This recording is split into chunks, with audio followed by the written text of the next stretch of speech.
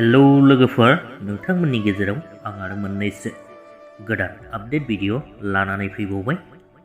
जानो हागौ नोंथांमोना थाम्बनेल आरो टाइटेलखौ नायनानै मोनथिखाबाय दिनैनि बे भिडिअआ मानि सायाव जागोन।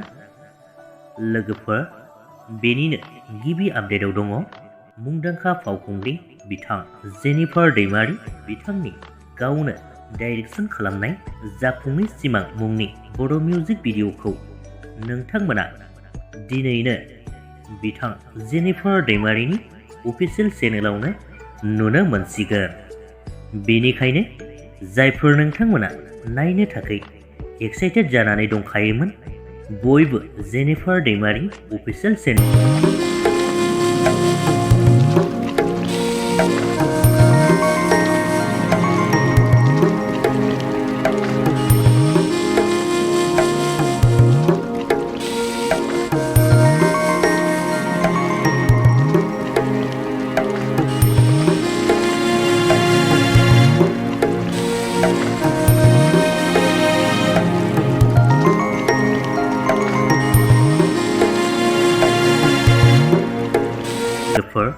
फावखुंगुर रुबि नार्जारि आरो फावखुंग्रि मिथि नार्जारि बिथांमोननि गिबि खेब जयै फाव खालामनाय गोसोनि साननाया मुंनि बर' मिउजिक भिडिअआबो थाबैनो आबुङै रिलिज खालामजासिगोन।